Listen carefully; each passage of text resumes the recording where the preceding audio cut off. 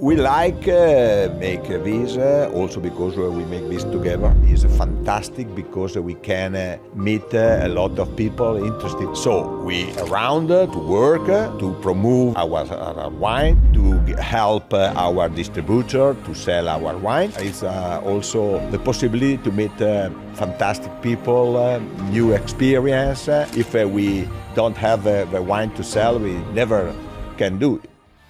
Sit back and grab a glass. It's Wine Talks with Paul K. Hey, welcome to Wine Talks with Paul K. And we are in Monrovia today. I'm about to have a great conversation with Chiari and Romano Marniga of Tenuta Impostino. Give me a great review. If you don't have anything nice to say, don't say it at all. I appreciate that. This is what keeps the egos of podcasters going. And please subscribe. But now while we're here to have the conversation with the owners of the propriétaires. See, I said French already. Yeah. Proprietors of Tenuta Impostino. It's Chiari and Romano Marniga. Marniga, did I say that right? Marniga. Marniga. Yes, but it's simple if you call me Romano. Romano, what is that? And my wife, Patti. Well, you guys are so dynamic already. You're a lot of energy here. Thank you. Is that what it takes to do this? Yeah. I mean, how much energy does it take to be in the wine business? No, well, we arrive for another sector because until 2000, my wife sell in a factory. Was a manager in a distribution factory. What kind of factory? And they work. Bialetti Caffettiere, coffee. Do you know Bialetti? Oh, yeah, I know the brand, yeah. I'm a manager. I was a manager in Bialetti. In 2000. Yeah, So- until 2000. Yeah.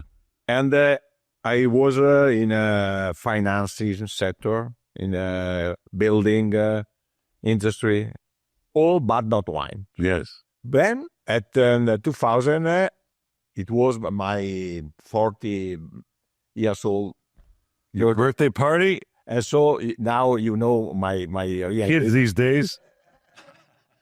And I decided to be something, change my wife. Yes. Not My my life, but my life. Well, I wasn't going to say anything. No, it's both of them. Because I changed my wife and also my life. Oh, that's funny. Because before I have another wife, I changed my wife, I meet Patti, and I change also the life. And how do you do that so simply? That's pretty just just change. It's 40 years old. I came crazy, change all. And so I decided to make something in the wine sector because it was a passion, but not in my work. And so I asked to the winemaker and agronomist to find something for me in Tuscany, because we live in the north of Italy, in Brescia. They're very close to Franciacorta, an area, for example. But I love Tuscany, and so I want something in Tuscany. And the agronomist go around and say me, okay, there is a new area, became a DOC in 1998, that is Montecucco. Montecucco. Yes, is an area in the middle from Siena and Grosseto in High Maremma, Tuscany, very close to Montalcino. In fact, for example, our winery distance only 4 kilometers to Montalcino. There is a hill in front of Montalcino, and there is only the Ombrone River in the middle. Okay, why not? Yeah, easy. Easy. And 1 year and a half, they arrived to propose me a lot of land very close to Morellino Scalciano, the Valdorcia, but I don't have the feeling right. Yes. Then, certain moment, call me, okay, I find the land perfect for you. It's a natural amphitheater, 55 hectares, on a hill at 480 meters on the level sea, and is 200 or 300 years that there are only the ship, no winery, no nothing. Nothing. But Just it's a fantastic soil for For the Sangiovese. for the Sangiovese. Okay, no problem. Meet an appointment with property, and I arrive to visit. Okay, Saturday at 10 o'clock I'm there. Perfect. I arrive, and when I arrive in this place, I'm making love immediately.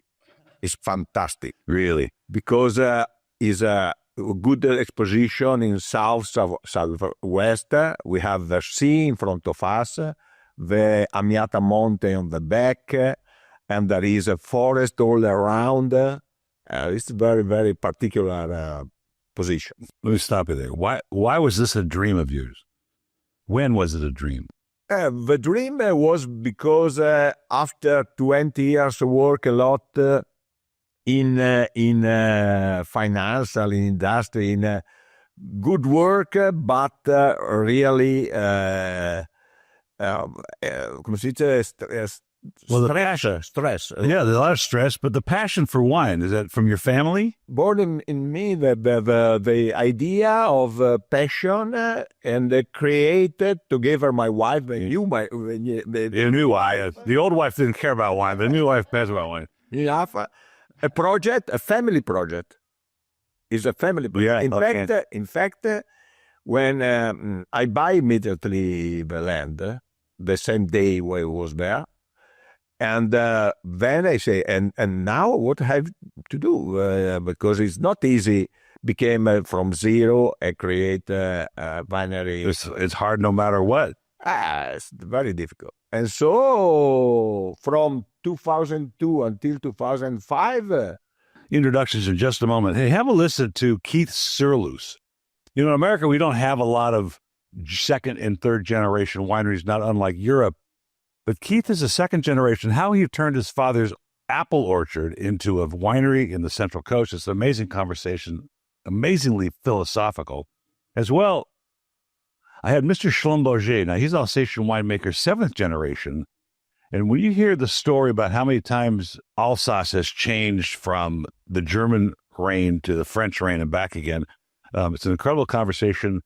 And it deals with the war as well. I think when I had a chance to sit with Mr. Schlumberger, and we tasted a 1945 Riesling, which is incredible when you hear about that history.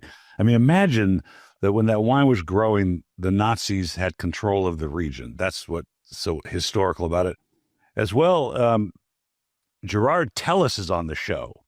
Now, he's a professor of innovation at USC. And I asked him to chime in on his idea of innovation in the wine trade. Very interesting conversation. We make the plant. And these are 70% Sangiovese, of course, because these are the typical grapes of the area. Mm-hmm.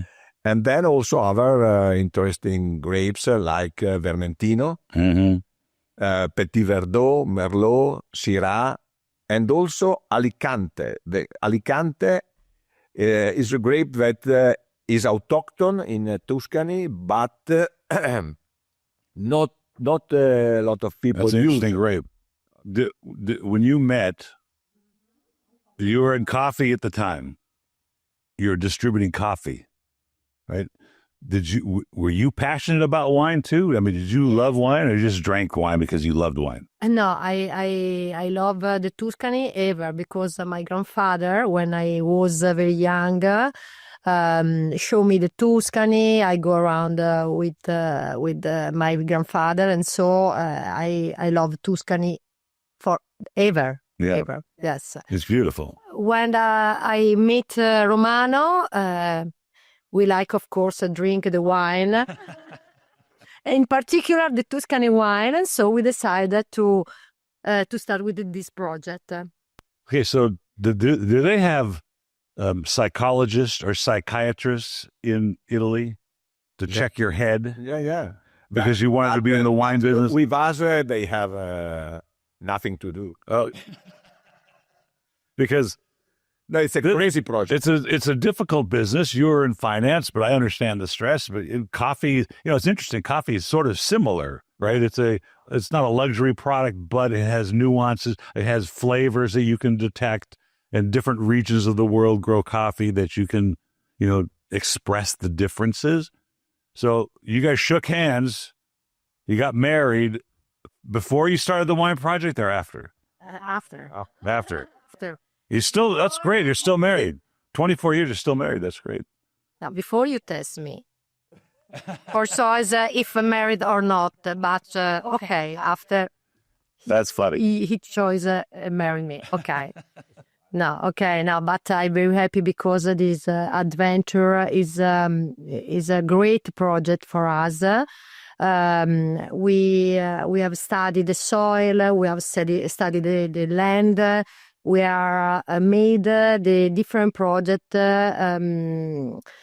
the University of Milano, and and we work our soil with very, very respect of biodiversity. And so our wine is all organic since 2018. And we work our vineyard with the respect of biodiversity. We divide the singular vineyard not only for grape, but for type of soil. We study the soil, the elasticity, the color, the microorganism. And base of this element, we work the different piece of vineyard. Why did you decide between yourselves that you wanted to be organic? But the organic is the choice for us very normally because we are in the land very healthy. And so we have nothing around. The first town near our is 7 kilometers, maybe. But the land was never a vineyard prior to this, before. No. So there was no chemicals. No, nothing. No. The very particular is that our vineyard is surrounded by 30 hectares of forest. Wow. And so they are very, very protected. Yeah. Yeah. The study of the university say that our vineyard is the first vineyard in Italy for healthy soil. Wow. Yes, very interesting. That is a big thing. A study on more or less 120 different winery, and the study with the protocol with approved from FAO, and we result the best from biodiversity, from healthy and so on. Yes. Because there is no. For us, it's very important to preserve this land for our child, and so we work every day for this way, for to preserve the uncontaminated land. I have a good friend in Montecucco, Monsieur, Valentino Valentini. Yeah, cool. I know. And, his comment was when we first met, in fact, we visited him on the last trip, that in his case, his children were playing in the vineyard. The workers are in the vineyard, and he didn't want to do anything that would potentially harm them. And so he's been organic always, just because of the nature of it. And I think that's important in the wine trade. Sure. I don't know about the marketing of organic wines. I don't know if that's necessary, because a lot of wines in the world are organic already because they just want it to be organic. Burgundy, France, they're organic. The monks were organic, right? Yes, sure, is a good trend, organic in general, but it depends also where you do. Yeah. Because if you are in an area like our, is easy, correct to make organic. If you are in a certain area where there is a lot of industrial soil, it's not so easy. Yeah, right. And then it depends also of the weather. Because, for example, of course, but the changement of climate is a big problem for agriculture. And in the north of Italy, for example, I have some of my friends who produce wine that change and no more organic because too rain this year, no permit to make organic culture. In our case, it's different because we are in a hill. We have a lot of wind because we have the sea in front of us and the mountain on the back. We have a soil with a lot of stone and not rain too much. And so for us, it's easier work in organic way. So why, I'm going to be a little controversial. We're going to have to discuss this.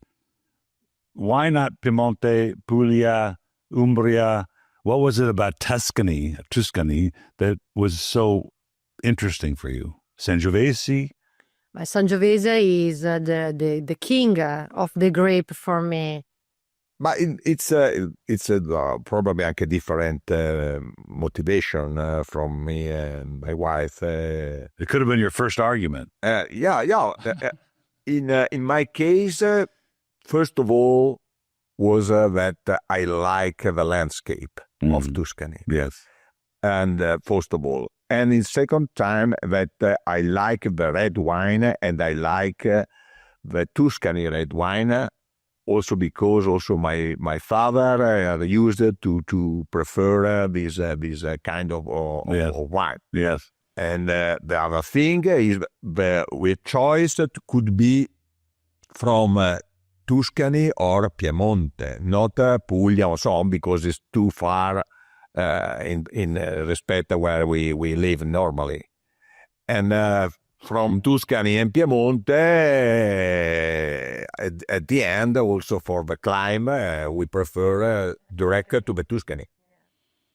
I had a winemaker in, and I'll remember the name soon. They're Russian wine importers, and they just have a Chianti Classico now. And it's very interesting to me because they opted not to grow only Sangiovese. And so you have Petit Verdot, Alicante, Vermentino's Tuscan grape. Is another. But you have Bordeaux varietals here. Are you currently blending with those grapes as well? No, we have make a choice to have one white wine Vermentino, one rosé that we make with Syrah and Sangiovese, and then we have 5 different red wine. These 5 different red wine, we want that they have you have to fill the same hand to production, but we want different type to wine, and so we have a Maremma DOC, Toscana Maremma DOC, that is Sangiovese and Alicante, for example. I want to. We have different blend to have a diversification of the offer we can do on the market. No, and so then we have Montecucco, of course. And Montecucco is the second wine. We have 60% Sangiovese and 40% Petit Verdot, Merlot, and Alicante. Wow. It's very interesting blend. Is a blend very, very fruit and good to drink every day. Then we go to the reserve, and the reserve is our Montecucco Rosso DOC reserve. The name is Impostino, like the name of the term on the winery, because it is our central wine. And for example, this one we sell in California. And this is very interesting because it is 80% Sangiovese and 20% Petit Verdot, Merlot, and Syrah. It's Syrah. Yeah. Wow. Interesting blend. So, okay, you're in finance. You're in coffee distribution. You have this crazy idea. Yeah. And then it's a huge investment, as you already know. What did you find? What surprised you? I mean, I'm going to assume that distributing coffee is probably very similar, except there's less regulation, of course, with coffee, particularly in America. But what did you find that you didn't expect? Would you find that? That you didn't expect, something that wait a minute, I didn't know this was going to happen. Regulations or sales, marketing difficulties, or Se abbiamo difficoltà o meno nella vendita del prodotto. no, so what kind of difficulty we meet that you didn't know was going to happen? No. All of it. Yeah. The project is a really crazy project. It is crazy. I No, mean, really. I've watched a lot Also of it. because you have to know that we became to put the plant in 2002, finish in 2005. Then in 2006, we built the cellar, 2,000 meters of cellar, 8-room restaurant, swimming pool. Oh, that was the next question. Where's the guest quarters? Yeah, So that we have. when a podcast guy visits, he has a place to stay. Okay, good.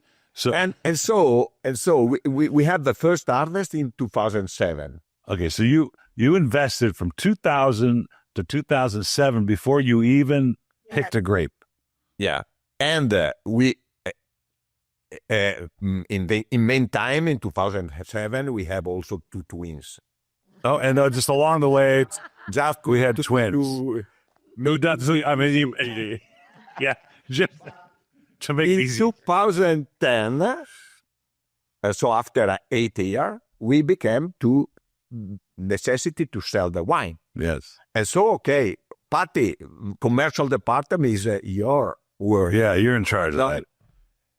I have to say that we have also had a little bit of lucky. Really? Because how people are a little bit crazy, not total crazy, only a little bit. Yes. So we have a reason. We make the things with a good attention, but then a lucky arrive if you have a possibility to be a little bit crazy sometimes. In fact, only after 4 harvests in the winter 2011, Wine Spectator, that you know, of course, because he's American. Yeah. Yes. Make a choice of the best 15 wine in Tuscany on a level price. Wow. And we arrive first. That's amazing. 93 point, and we are the first of the 15 choice. What year was it? It's important because in that moment. But like when? Was it? What year? In 2016. Wow. Okay. So it's been a while. That's great. No? And so we have a possibility to open the USA market So it was immediate. There was immediate recognition. I mean, immediately because of Wine Spectator, all of a sudden, Impostino is. Impostino Reserve. It is. People have heard the name now. Yeah, People know the name. Yeah. But you have to know. But we don't know these things. Patty received a call from one. From Roma. When people ask me, please send me 6 bottles of Impostino.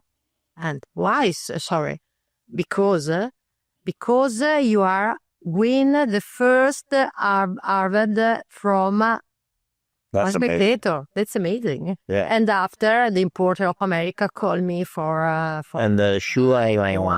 Yeah. Is a good thing for us because we were at the beginning, but and now we sell. Also that psychological. Yes, our mind is important because give. So now you're well established. Everybody in America knows you. You're here in the United States together. Congratulations! Yeah.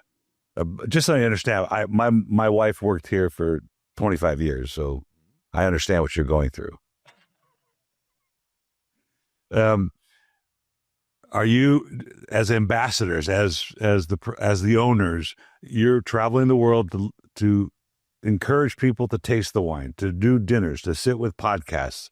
Did you expect that should happen? That you were going to have to travel, maybe get to travel the world to tell people about your wine? But we like make this also because we make this together. Yeah. So Right. and then is fantastic because we can meet a lot of people, interested people. Mm-hmm. So we are around to work, to promote our wine, to help our distributor to sell our wine. But it's not only this, it's also the possibility to meet fantastic people, new experience, and go around together the world, also in a place where probably if we don't have the wine to sell, we never can do. For 2 days ago, we were in Salt Lake City. Fantastic place, fantastic people. Salt Lake City. Yeah. Did you go to the Bureau of Alcohol?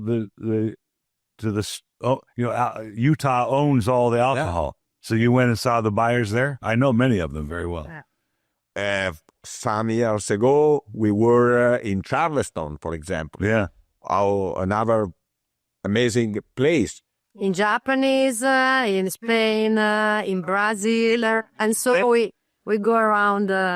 And in every trip, we meet people interesting, and the wine, that is a method to go in familiarity with people immediately.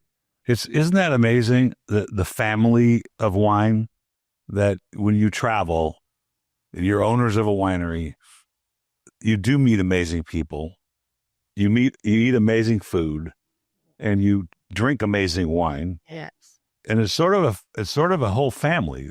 It's like a worldwide family. Anywhere you go in the world, your reputation is ahead of you than what you do. And I think that's amazing about what we do in this industry.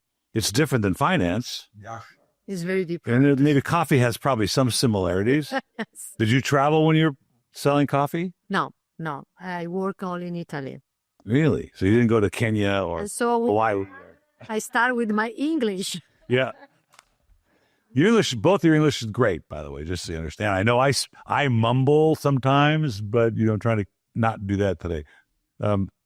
Because I bring that up because last night I flew from New York and I watched the show. It was a French TV show. It was a movie. And it was somewhere around 1890, like around Veuve Clicquot, right? That time, the Renaissance, post-Renaissance. And it was an inspiring show about food and wine.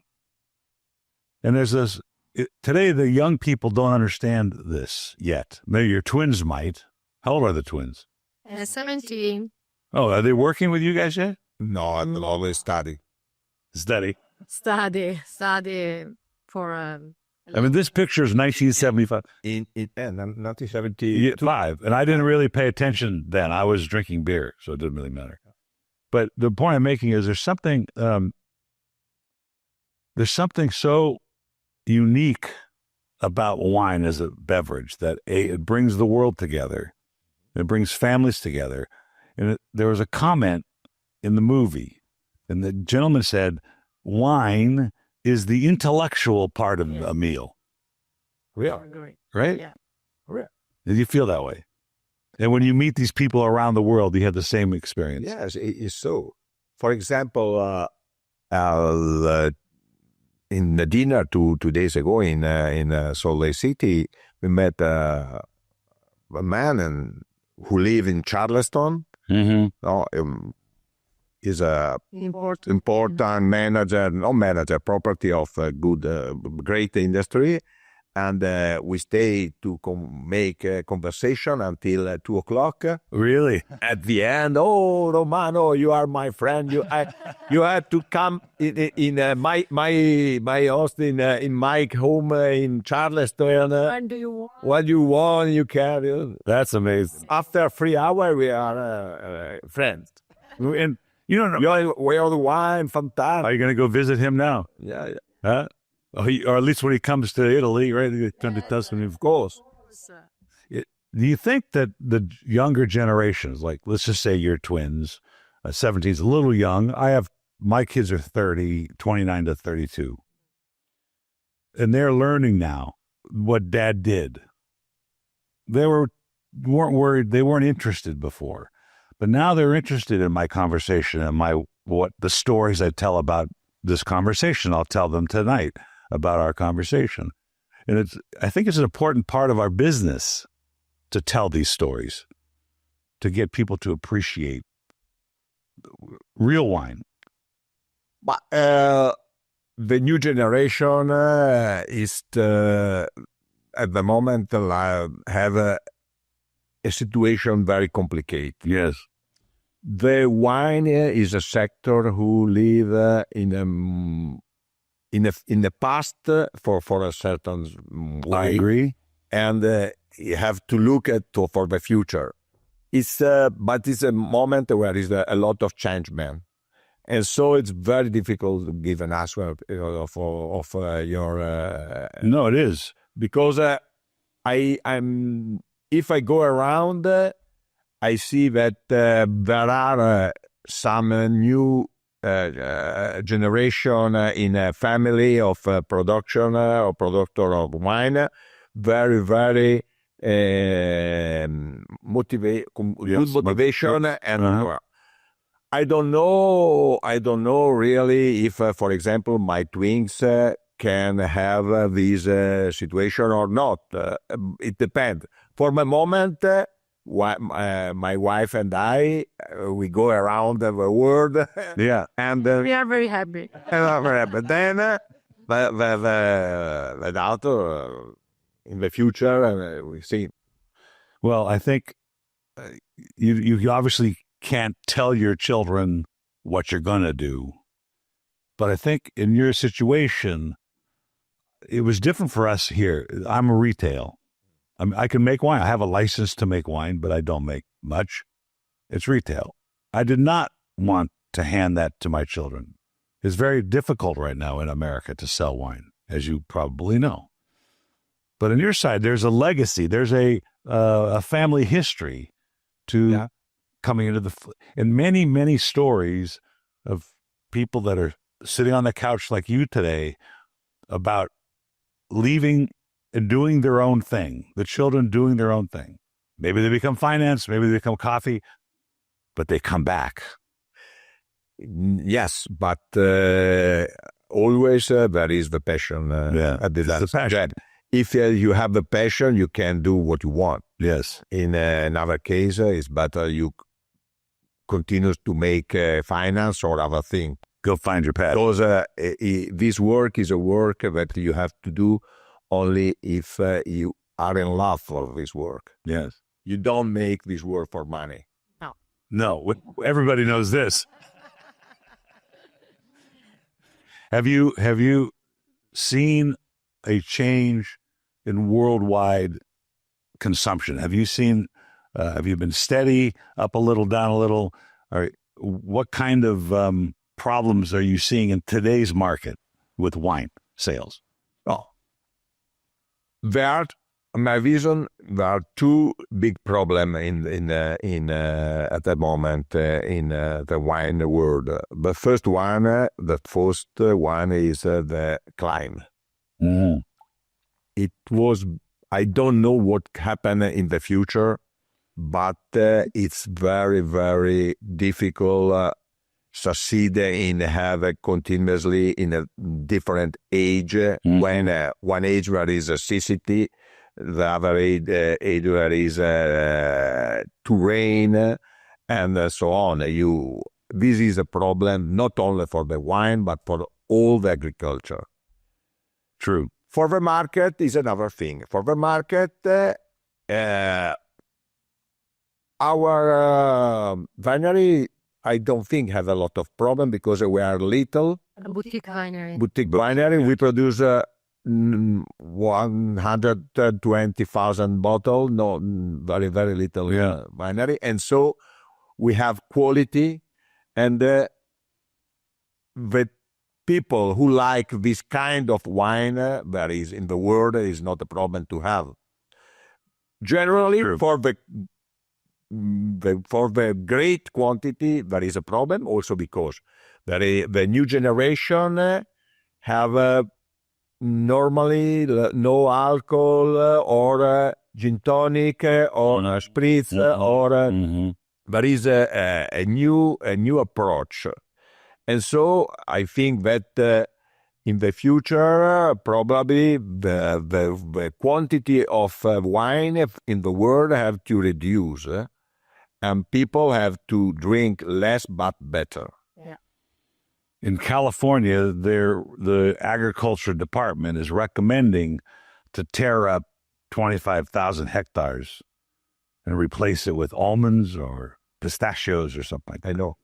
And I think I personally, after watching this for 35 years, we see this consumption, drinking wine. And always at the bottom is something new for the generation. Like now it's White Claw, bubbly drinks, non-alcoholic drinks. I mean, I'm sorry. I can't drink a non-alcoholic wine. They don't taste good. I'm sorry. It's not wine. And it's not wine, right? It's another thing. Yeah. You can drink everything. You can drink Coca-Cola, you can drink beer, you can drink not alcoholic wine, but it's not wine. It's not wine. Yeah. It's impossible. It's very interesting because for the first time, I tasted last week, somebody brought me a Pinot Noir that was made from a specific vineyard in California, and the exact wine de-alcoholized. And so I could compare them. It's interesting. There is no comparison. But I understood what she was trying to do. Market, wine is about the consumer, right? It's about the people that drink it. But I have this romantic view of wine, and that is every generation will come to a glass of Impostino, and realize this is honest wine. Yeah. Right? Absolutely. And it'll change their perception. And it's happened for 12,000 years. Yes, our mission is this: make wine where people feel our land in the glass. Yes, that's it. And wine who have a good longevity, and you can drink also.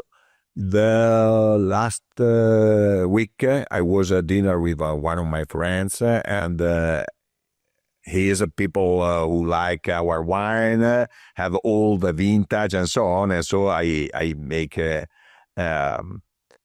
gift and arrive with the two first harvest of our winery, the 2007 Yes. of Impostino. And we drink together, and it was fantastic. Experience. Good color, red, good acidity, very round. And they have 17, 18 years old. Was that rewarding? Huh? Did that feel good? Yeah. To taste the wines and know they're doing well? Absolutely. Because organic in Italy, you can add a little sulfur, right? For aging. Organic, we can't. You can use all the sulfur and rame coca. It's copper sulfur. Copper. Yeah, that's for things. Copper. So with climate change, we'll talk. We're almost done here. We're almost out of time. But the future does hold. I think it always has been unpredictable. We don't know. There was a 15-year cold climate change in the 1800s that lasted for 15 years. So we don't know. But when places like Bordeaux are growing new grapes and testing new things, what are you guys doing to sort of learn about how you're going to handle that change in temperature? Hi. Puoi parlare Grape del Caolino. Yes, for this question, we use the Caolino. Is the white material that we put on the viner proteggere. Yes, the direct sunlight. For the sun, the hot. but we plant in the vineyard the different plant, Favino, the different plant for protect the row of. Oh, I see. Yeah, right on the ground cover. And so we study different method for to protect the plant and our culture. It seems like though your winery's young. Yes. Yeah, I mean in the grand scheme of things, it's a young winery. So you sort of were born. You started during this change, and so you maybe have a more not easier because nothing's easy, but a different approach because you started during climate change. Yes. And who knows, it might go back the other way one day. But we study, but all the world study. In fact, only the future can tell us what happened. It's not so easy. You have at the moment with agronomists and university, we study all we can do to have a limitation of the effect. But you know that it's difficult now to be sure that we are doing is very difficult. We made it the other sorry. interesting. You know that also in Champagne, there is a lot of trade for this problem. Yeah, big problem, and consumption problem, by the way. Yeah. Some people are going to buy land in England. Yeah, because climate change. Right. It's created parts of the world that never grew good grapes. Now it's growing grapes, and Burgundy, lesser appellations are growing better things than they used to. So,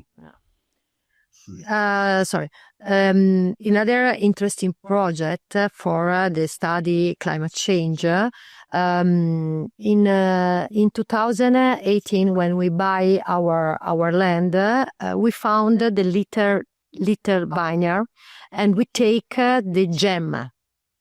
We take the gem, and in 2017, we replant the gem of Anse Sangiovese, and now we study the reaction of Sangiovese, the new climate. And so it's very important because the terroir normally is environment, grape, and man. We added the new link, the biodiversity, because we plant the Sangiovese Ancien with the work in respect of the biodiversity. That was, by the way, I didn't bring that up earlier, but that was very smart, bringing in the university because you were new to this. You have an interesting position because you're new to the industry, but the industry is so established in Tuscany that you can draw on resources and maybe avoid a mistake because there's so much history in the region. Yes, but we are atypical Tuscany because we are not Tuscany. We come from north. So we try to maintain the traditional, and so expect on the possibility to work with a traditional way, but together we put also the innovation. Yes, that's a good. Because you don't even start me on innovation in the wine business, but I think it's important. It's a very difficult word to define in wine. Like, does innovation mean cans? Which I can't, canned wine. Does innovation mean no alcohol? Or does innovation start with you in the vineyard and the style and the community? And that's where I think innovation belongs. Not in the market. Yeah. Of course. No, innovation, all have you told is innovation. For us, innovation is only use all that the science may give us to improve our quality. So We have a study with satellite, the land with a satellite. Yeah. We use the university to study the microorganism and so on. Not something of extraordinary, because the base of our business in wine remain to be on the tradition of Tuscany. Good. I think I'm going to wrap up with this comment, and I think it's important. And people ask me regularly. I was just in Armenia, and Armenia's, I'm Armenian. The industry is 6,000 years old minimum, but the USSR, the Soviets stopped innovation in the wine business. They were forced to make brandy, and so really they're new because they just started up again with technology. And Michel Rolland, the famed enologist, came there, and he tells this young woman who's running the winery, yes, this soil is good for wine, but we have to wait 100 years to find out what it's going to be like. And she goes, but I'm already 35 years old. How am I going to wait 100 years? But so I think my typical consultation when I talk to people is you have to stay the core. You have to keep that mindset, what you're doing today, and not get distracted with market. The market's different than what you're doing. I agree, and we are lucky because we don't produce million of bottles. Yes, we produce only 100. Well, and so we can permit us to have our idea of our wine. Of course, not all people can like, but we can have our direction. That's right. Stay not go around the different type of market, and it's excellent for us when we feel we meet people who taste our wine and say the things are what we want to hear. For example, your wine is very elegant. Yes, for us, I feel it, because it's one of the point where we have put when I'm beginning this story. I know what to say now when I taste the wine. Yeah, sure. Yeah. So I'm going to give you another American colloquialism. Maybe you've heard of me, but stay the course, stay the path, and try not to be distracted. Yeah. We're at 48 minutes already. It's been such a pleasure having you here, and such an interesting conversation about what you're doing and why you're doing it. And I think I wish you luck the rest of the trip. When are you going back? No, we stay here in California for until Saturday, and then we go in Florida for another week. Miami, yeah. And we stay in Florida another week, and then come back in Italy at 17 of November. So just California and Florida this trip, or you've been to other places already?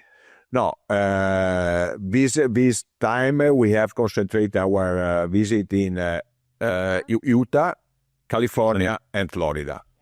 It's not possible to go. The United States is very big. It's 5 hours. We just flew.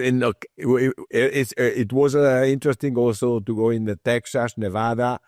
Yes. But this time is Well, the top 5 consumption states in America is California, Nevada. I mean, California, Texas, Michigan, Illinois, Florida, and New York, of course. Yeah. Cheers, and thank you for being here. Thank you. All Thank you.